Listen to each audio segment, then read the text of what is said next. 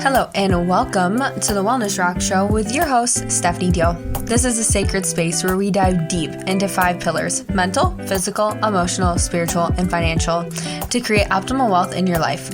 In each episode, I will be your faith-filled friend guiding you on a transformative journey towards a godly and vibrant life. Whether you're seeking peace within spiritual leadership, inspiration for your wellness journey, or practical strategies for a successful lifestyle, Stephanie and the Wellness Rock are here to nurture every facet of your existence. Join us as we embark on a sacred quest to align the body, mind, and spirit in harmony with God's design.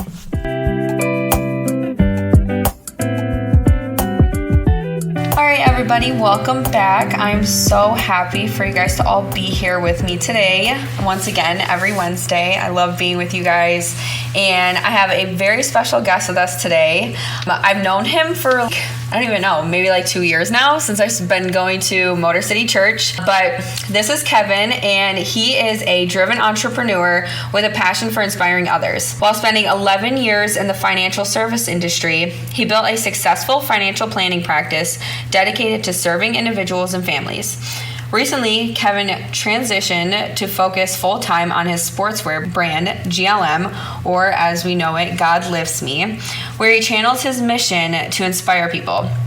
Beyond business, he finds fulfillment in church activities, playing drums, training, and spending quality time with his significant other, Alyssa, which she's my girl. Shout Alyssa out. Gotta shout her out. But Kevin's journey reflects his commitment to elevating mindsets and helping individuals embrace their ultimate God-given calling in life. So I had to have him on this podcast because that's what we're all about here. We're really about helping women find their divine purpose within God by creating optimal wealth in their lives. So I will let Kevin introduce himself a little bit, and then we'll kind of jump into it. Thank you so much for having me. I really appreciate you bringing me on the pod. Yeah. I haven't done a ton of them, but I'm super excited to have a conversation. It's not too often I get to actually sit down and discuss, different things with the brand and things like this. So super excited. Thank you for having me. Yeah, no, I'm super excited. Honestly, I feel like your story is truly incredible because you're in the corporate world, which is a lot of people find themselves being kind of handcuffed. I mean, your situation was a little bit different because you were kind of independent in a sense because you were a financial advisor. So, but before we get out into the juicy of that, we always like to do an icebreaker question for our guest. So if you could be any animal, what would you be? If I could be any animal, what animal would I be? I'd probably be a bird. A bird? Yeah. Somebody just said that. I think birds are cool because they get to see a different view of the world. Yeah. And they get to essentially teleport in a way. They can just get up and fly somewhere. Yeah. Not teleport, but they gotta work a little bit. Yeah, their viewpoint is just insane. No, that's literally exactly what she said. She was like, I want to be a bird because they have such a different view of the world. They literally see it from a bird's eye point of view. Exactly. Yeah. So I never thought about what type of animal I would want to be, but a bird seems like the right answer right now. No, I love the answers that I get. Everybody has something different, and I love asking this question because you never know what somebody's going to say. I've had a lion, I've had a sloth, I've had a butterfly. No, it's cool to see everybody's answers. So tell us a little bit about your story, kind of what you're passionate about, how you started from 10 years ago to kind of where you are now. How have you, just tell us your story.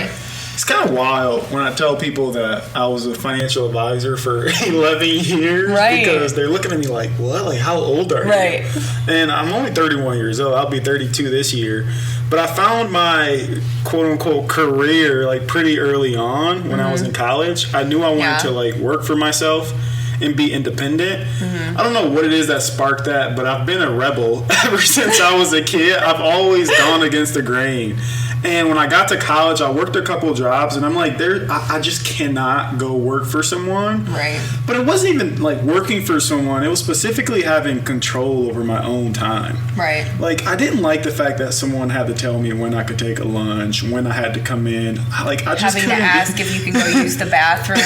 What? Yeah, it's kind of that concept is wild to me. And I ultimately just wanted to be in control of my future. So that's where I found the financial planning planning career because it really allowed me to navigate life on my own terms. And I had the ability to help people and make an impact at the same time. So like early on when I got into the firm that I was in, I mean, they had a really good culture. I was learning a lot of things, and it was everything I needed. I had the autonomy I wanted. I had the ability to make how much money I wanted to make, essentially, and it was all predicated on how hard I worked. Right. So it's up to you. Yeah. Like I had the opportunity to be really intentional and design my life the way I wanted, so I was just hooked right away. And at that point in my life, I went to Saginaw Valley. Oh, okay.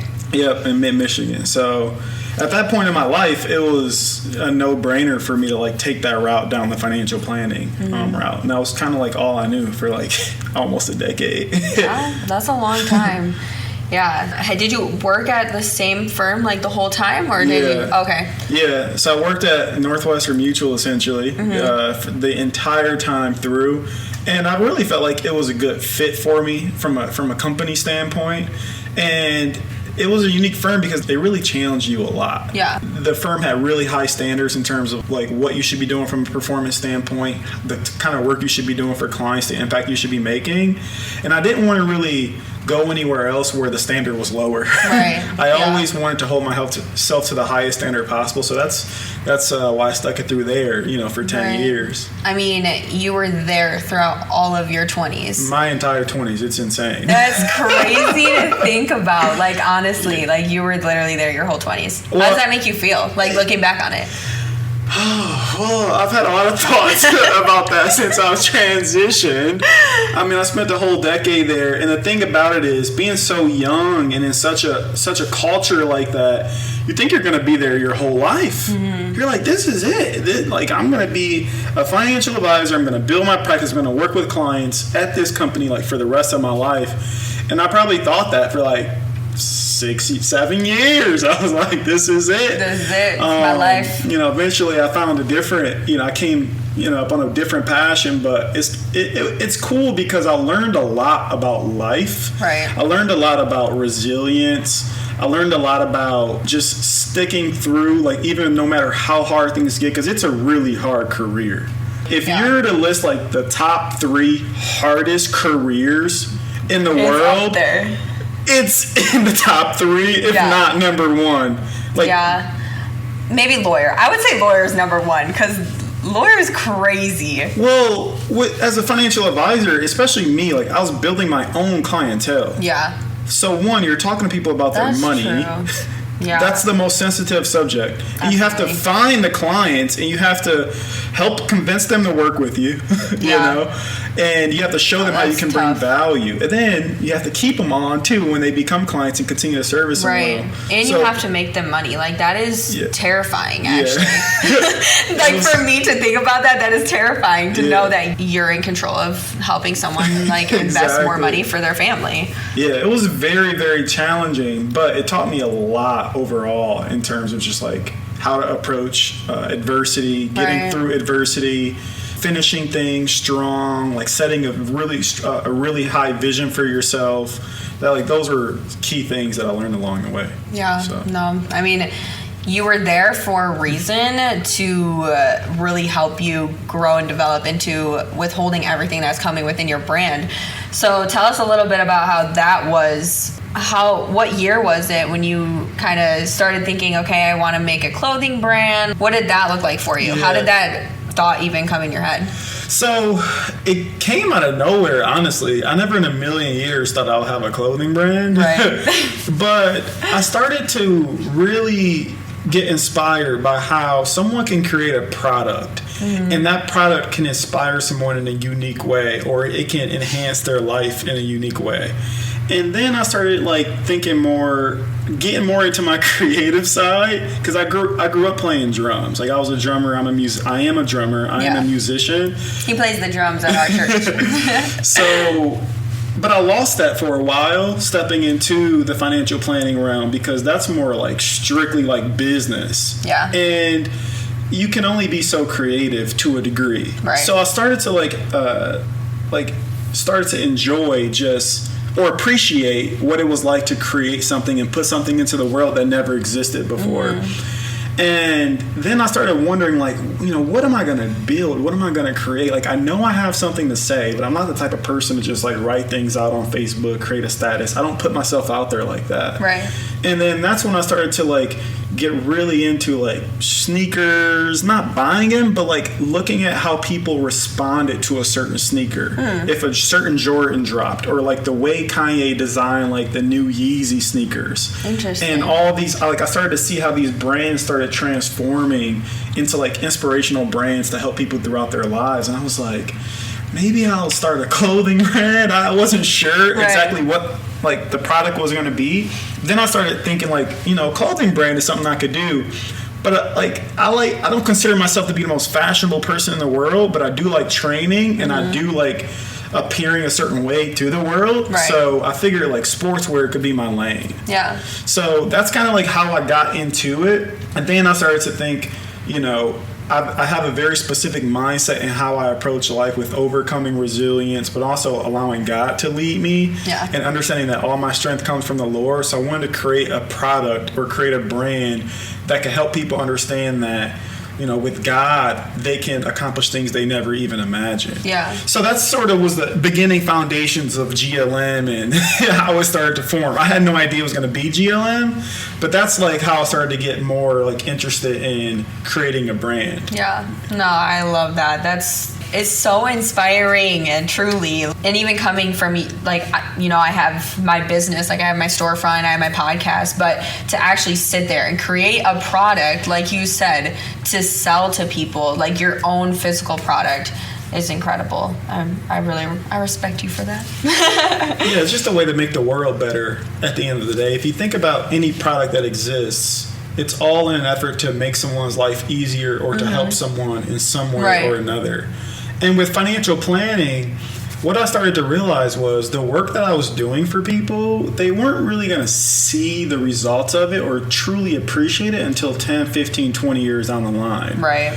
Because, it is sort of a slow growth kind of industry. It's like, save your money for 20 years and you wake up and you're 50 and you're going to have all this wealth. Right. Start young. Yeah. And the cool thing about the product is, think about how excited people get when they get an Amazon package in the mail.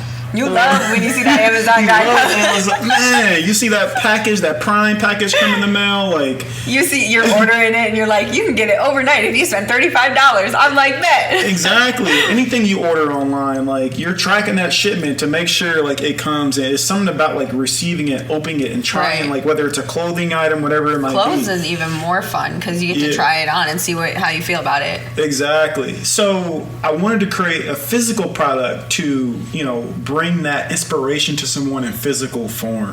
Because I'm like, I know I can inspire people, to live a more empowered life financially, but at the same time, like, once again, they're not going to experience that for 20 more years. Right. So if I can create a product that provides that right away and inspires them in a way maybe they haven't been inspired before, that I started to get really excited about that idea. Yeah. I know you started GLM while you were a financial advisor. So how did that look for you doing both? Like, knowing how busy you are as a financial advisor, like you have to stay on top of that. And then building a brand on top of that, like that's 2 full-time jobs basically. How did you manage it?